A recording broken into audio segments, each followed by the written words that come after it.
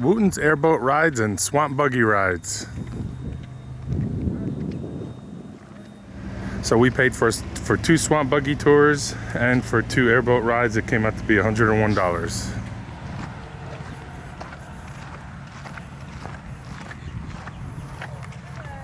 This is Tyler, and if y'all have any questions for us, please feel free to ask, okay? This vehicle is certainly a lot quieter than our airboats. It's going to be a little bit more rocky, a little bit more bumpy than the airboat. So y'all remain seated for me when we're driving. And if we see any wildlife or anything you want to take a picture of, we'll stop so y'all can get pictures, okay? All right, folks. Hang on, here we go.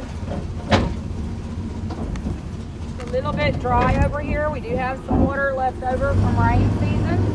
We do get about 65 to 85 inches of rainfall here in South Florida per year between May and October. That also encompasses our hurricane season as well. So if we get a few hurricanes or tropical storms, I've seen it rain up to and a little over 100 inches here in a year. But all the water on the north side of 41 is fresh water. On the south side of 41, it's salt and fresh mix. Right blue here is the salt and runner.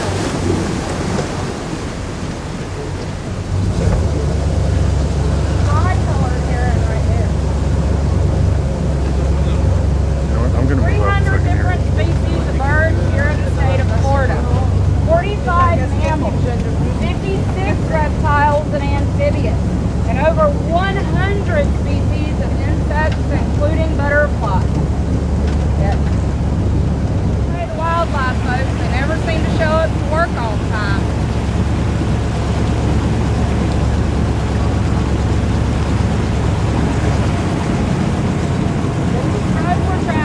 Is actually a very old logging road. This road was first created back in the early 1900s to harvest our cypress trees. The cypress trees are the very tall straight trees growing right over there to the left.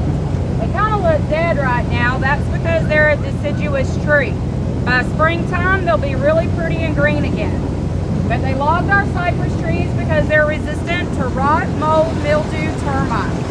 They also produce a really light and buoyant wood that floats easily as well.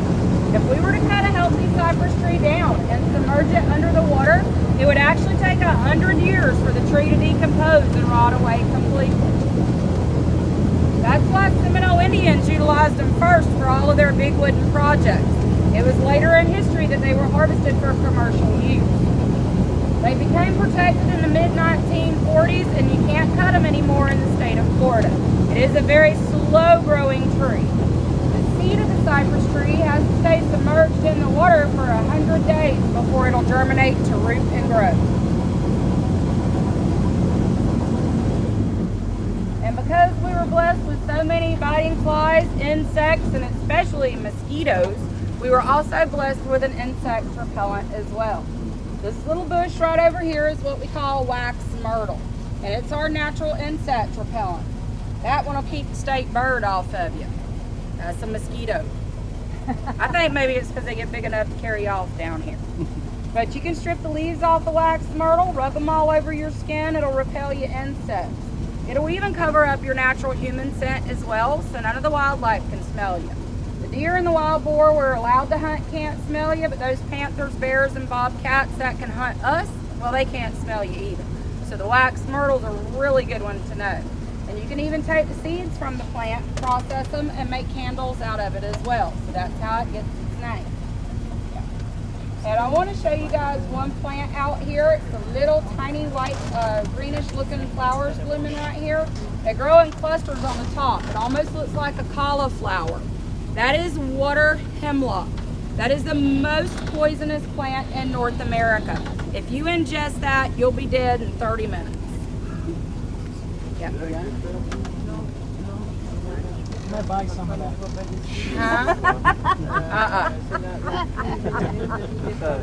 Ex-wife? Where can I buy? Present wife? But yeah, but most all of our other flowering plants, water lilies and hyacinths, are edible. The best thing I can tell you is whatever a deer can eat, you can eat. Deer have a natural instinct not to eat anything toxic. So always remember, folks, if Bambi can eat it, you can eat it too. I'm probably gonna watch Bambi for a little while. I'd like to see what I can have for a side salad. Yeah, it gets a little bumpy through here, y'all hang on. When it finishes drying up, we gotta bring a little bit of shell rock in here to smooth things out. We gotta do that every now and then. And we're missing most of them. I know. Well, no ma'am, the water that we got, rainfall we got this year, we kind of wallered out some holes. Oh yeah, just in the month of May, we got 40 inches of rain in the month of May. What we call a sawgrass prairie. That's because most of the grass that you see growing out here does have a serrated edge on it like a steak knife. So you can't get off of this vehicle and start taking a walk, especially the way most of you are dressed. If you did, you may make it 10 to 15 yards across this grass, and then you're going to look like you've been in a fight with Wildcat or maybe Freddy Krueger. The grass is so short, it'll cut into your skin and crack you up. But the roots of the sawgrass, they're edible. Where it comes out of the earth, it's not sharp at all. You can reach to the base of the grass, jerk it up by the roots, and they taste like palm hearts, and it's very good to eat.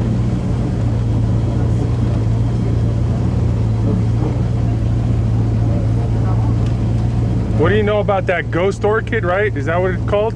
The ghost orchid? Yeah. That's not the ghost orchid. That's not it? No, the ghost orchid grows on trees, and it only grows 2 places here in Florida.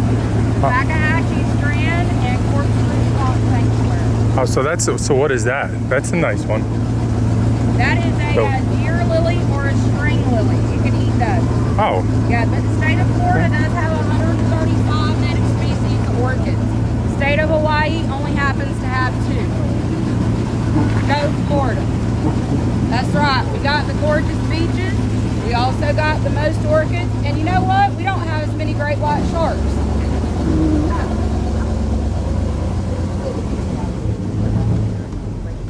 Yes, ma'am. Yeah, our water levels have dried up tremendously. Who lived here? Yeah, I had about a dozen or so baby alligators a few months ago when the water levels were really, really high. Well, did anybody make reservations at the Everglades Hilton? No? Nobody wants to spend the night, live like a Seminole Indian? No. You sure? Not with the Panthers. Got vacancy for everybody. This little area would be home to about 3 families, so it's very much communal living. It's also a very environmentally friendly and green way to live as well. These structures that they lived in are called chickee, which is the Seminole Indian word for house. The frames of these structures were built from the cypress trees I was telling you about, but the roofs of these structures are thatched with our state tree. That would be the sable palm. And the sable palm is the ones with the giant fans growing out of the top. They would cut those fans green, folks, fold them and lay them on the roofs just like shingles. Thatched properly, those roofs will last 10 to 15 years and be waterproof. An asphalt shingle, if you're lucky, may last about 20 years.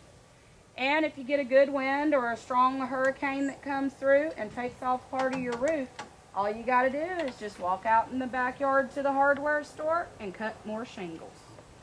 Got Home Depot in the backyard, fellas. Gotta love that, huh? The platforms where they slept and stored dried goods, and sometimes they'd build a loft in the top of the structure and use it for the same purpose as well. And they never enclosed these structures at all, because as you can tell, sometimes Mother Nature doesn't like to turn the air conditioning on for us. And if you get a little puff of wind, you want to be able to catch it from any direction. Not only that, when you're living down here in the Everglades, it's always good to see around you at all times so you can see what's coming. That's right. And the third reason was the smoke from their campfire could permeate throughout the encampment, keep away bugs, predators, and help preserve belongings against rot, mold, and mildew. But like the majority of Native Americans and ancient tribes, Seminole Indians were very superstitious people as well. They actually believed fire was life. So as long as a fire was going in this encampment, it'd be alive. If it went out for any reason other than heavy wind or rain, it would be a dead camp and they couldn't live there anymore. So they'd pick up their personal belongings, move to another island out here, and rebuild everything you see brand new. The rest would be left to decompose, go back to the earth, and create more of a landmass. You certainly don't have to worry about a carbon footprint living like this, folks. That is a dayhoon. That is a Florida holly tree. That's a native species. We also have the Brazilian pepper trees down here as well. They put on a red berry too, but the leaf pattern is different. We can thank Thomas Edison for the Brazilian pepper trees. They're an invasive species. The Seminole Indian medicine men would take part of the dayhoon and make a very thick black drink out of it that only the men of the tribe would drink during certain ceremonies and rituals. They used it as a cleanser for the mind, body, and spirit. Basically, the day after the ritual, you'd see a lot of Seminole Indian men hitting the backwoods with a wad of leaves in their hands because it worked as a natural mineral oil and flushed your system. Well, folks, these are red maple. They're the only ones that give us pretty colors in the fall of the year. The cypress trees are the very tall, straight trees with a lacy-like leaf. But if you notice on the ground, you'll see all these funny looking little stumps and formations. Those are the root systems of the cypress trees. The roots of the trees push up out of the ground so they can gather oxygen for the tree. That way the trees don't absorb too much water in the roots, rot, and die. It's a natural defense mechanism for the tree. They also help stabilize the trees during winds and storms. That way they don't fall over real easy. But us locals call the root system cypress knees. They say because it looks like a bent knee growing out of the ground. I always thought they called them cypress knees because when you walk and hike out here, you're always banging your shins and your knees on. The loggers would even call them widow makers because they'd trip over one, fall on another, be impaled or break something.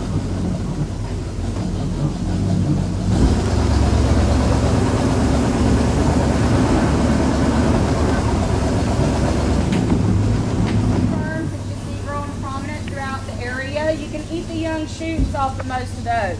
They call them fiddlehead ferns up north, and they kind of taste like baby spinach. They're pretty darn good to eat. The really big ferns with a broad leaf on them are called a leatherback fern. That's the tallest growing fern in the Everglades. They get 12 to 14 foot tall in some areas. And at this time of the year, they're producing a brown fuzzy growth on the back side of the fern that feels like buckskin or suede. Seminole Indians process part of that fern and use it to make cough syrup for you.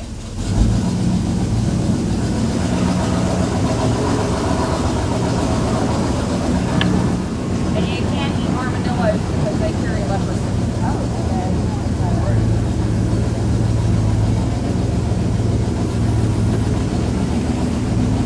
Not much out here you can't eat. You really don't need a pharmacy or a grocery store when you get down to it. Well, folks, I showed y'all how Seminole Indians lived, and that's how they buried their dead. Because of the roots of the trees, the land elevation, and the water levels, you just can't dig in the ground to bury people. It's kind of like the city of New Orleans. They do all the burial above the ground. But before Seminoles were converted to Christianity, which most of them weren't until the very early 1900s, they believed when they died, their spirit left the body, and they just kind of wandered around the Everglades forever. So when you passed away, your body and your personal possessions went inside those boxes. They buried your personal possessions with you so your spirit wouldn't go back home to borrow things from the relatives. But kind of like the Egyptians and the Vikings, they also wanted you to be comfortable and have everything you needed to care for yourself as well. The A-frame structures were built on top. They piled rocks around the outside edge so the animals couldn't get in and scatter the remains, and nothing would be able to float away. Their boxes being built out of the cypress trees, if submerged, would take 100 years to decompose and rot. So they pretty much had you covered no matter what happened. Yeah. I think I may need a bigger box. This is my idea of heaven. I've never left it, y'all, and I probably never will. Well, it's a hazard of being born and raised down here in Florida, you know, when you're 8 generations Floridian and 4 of those generations are from the Everglades. It's, you know, it's home. You don't ever want to leave. I couldn't live anywhere else. Yeah, and if I lived anywhere north of Lake Okeechobee, I'd freeze to death. So I guess Miami's out of the question, huh? Sir? I guess Miami's out of the question for you. Miami's got too many people. They too crazy out there. When we want entertainment, we go walking around in the backyard and go out to the Everglades, go for a hike or for a ride. When we want to see real wildlife, we travel to Naples or Miami. That's great. Wildlife Real in Naples. purple flower, that is a picker rail. And that butterfly on it is a tiger butterfly. That's our state butterfly. But you can eat the roots and the greens of the pickerel.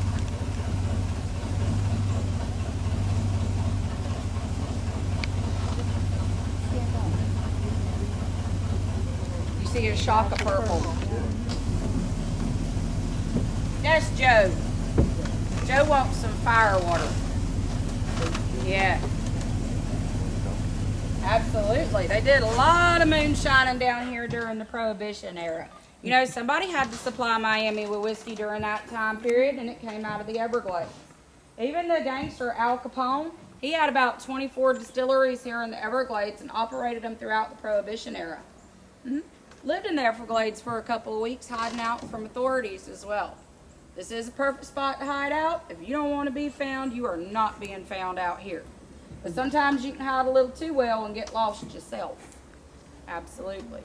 But us locals don't call it getting lost. We know where we're at. We're in the Everglades. We just get turned around. Oh, yeah, the woodpecker right there. Little woodpecker? Yep. Yep, pileated woodpecker. Yeah, I'm ready to do. All right.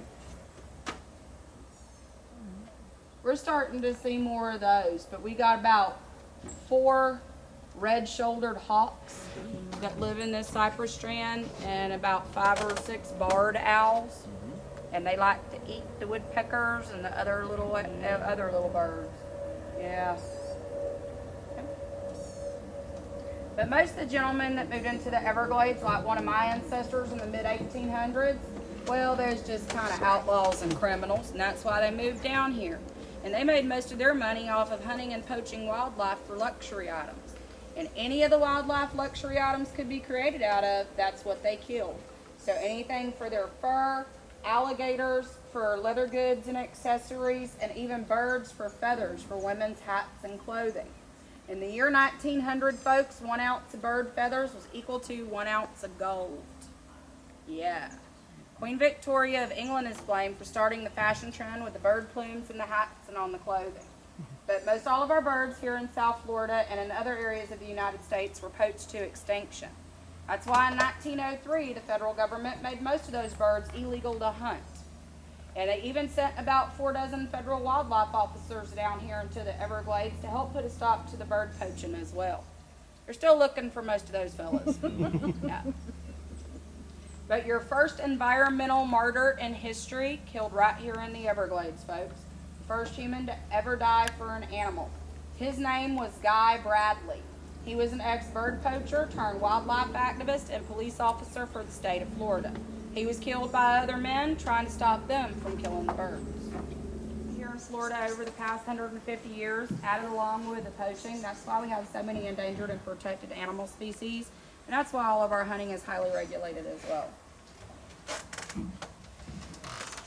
Even today, throughout the United States, because most all the birds are protected on a federal level, you don't dare pick a bird feather up off the ground anywhere in the United States. If a wildlife officer sees you with that feather in your possession, 1 feather can cost you upwards to $1,000 fine, depending on the species of bird. They don't know if you picked it up off the ground or you killed the bird, so you're going to get the fine anyway. Possession is 9/10 of the law. So if it's in your possession, you're accountable and responsible for it. The law until December of 1973. And it was President Richard Nixon that did that. He did that to save our alligators. By doing so, it saved a lot of our other North American animal species as well. Believe it or not, in the early 1970s, they estimated less than 30,000 alligators in the entire state of Florida. Today, they estimate 3 million.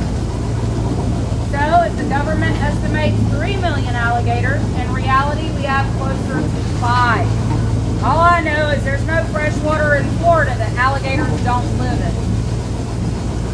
We have so many alligators now, they are allowing 6,000 people per year to go kill 4 alligators each.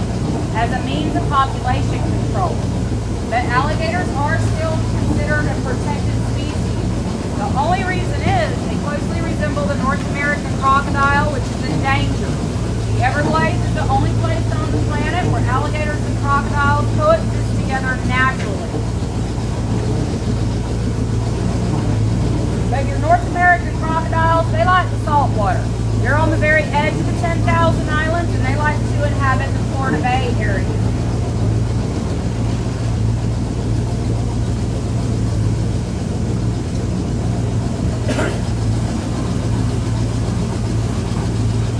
This is our alligator honeymoon suite, folks.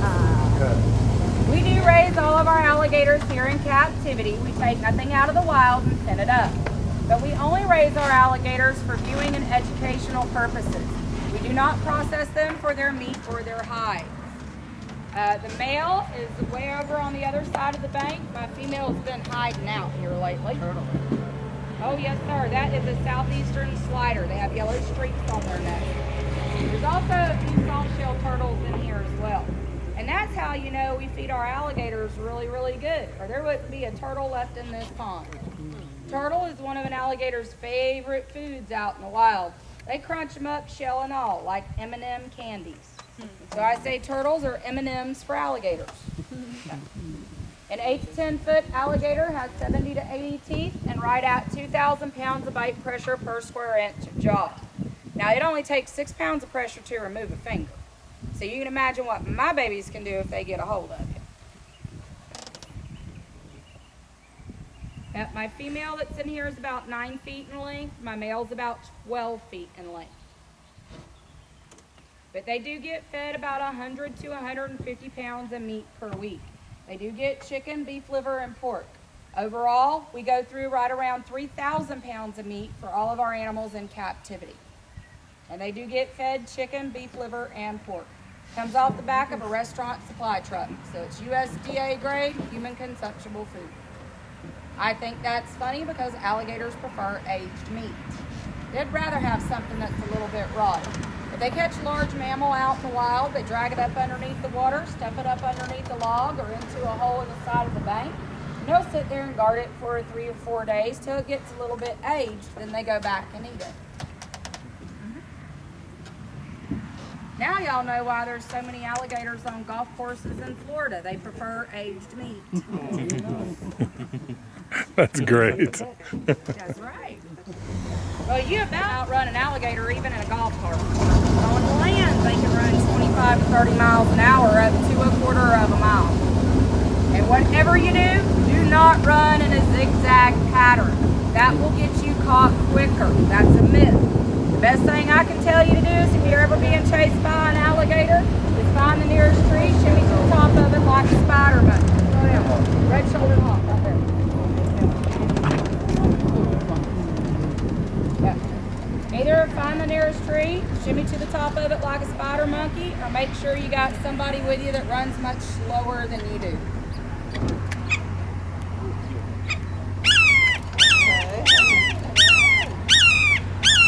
Or you can just stick out your foot and trip them. That's Everglades horse. Get an alligator to chase you, and get the alligator to chase you and your partner, and you stick out your foot and trip them. Saves you about $6,000. Plus it's accidental, so you can get life insurance. Double indemnity.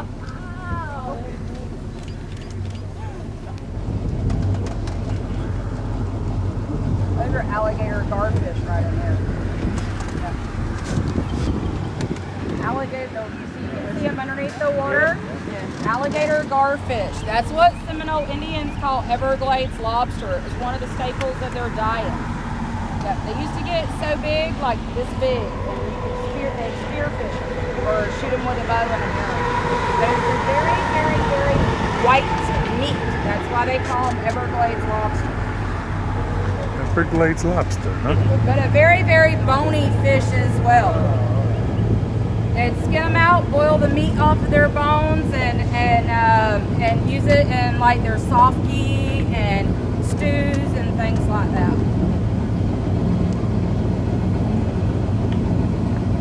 I've actually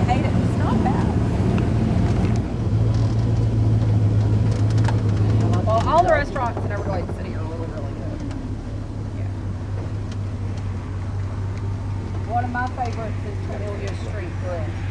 It's right on the Barron River, right next to a fish house. Yeah. Watch him. He'll swallow that whole thing.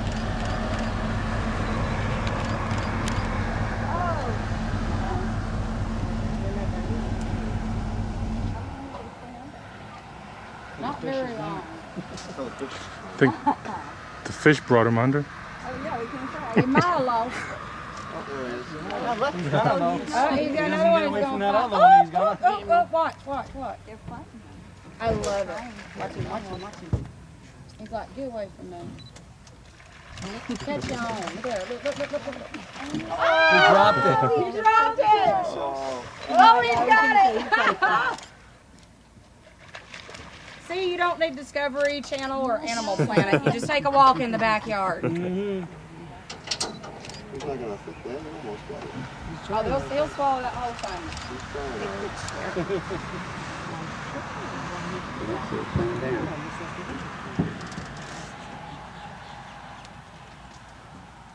So the bird gave up.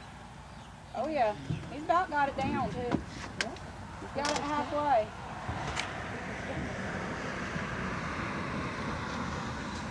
Looks like a tilapia that he got. He's getting no nutritional value. Thank you very much. Y'all have a wonderful afternoon. Enjoy the rest of your stay down here in the Glades. Y'all drive safe. Thank you. Bye-bye. Thank you. Thank you very much. Appreciate it. Thank you. Appreciate y'all. Have a wonderful afternoon, folks.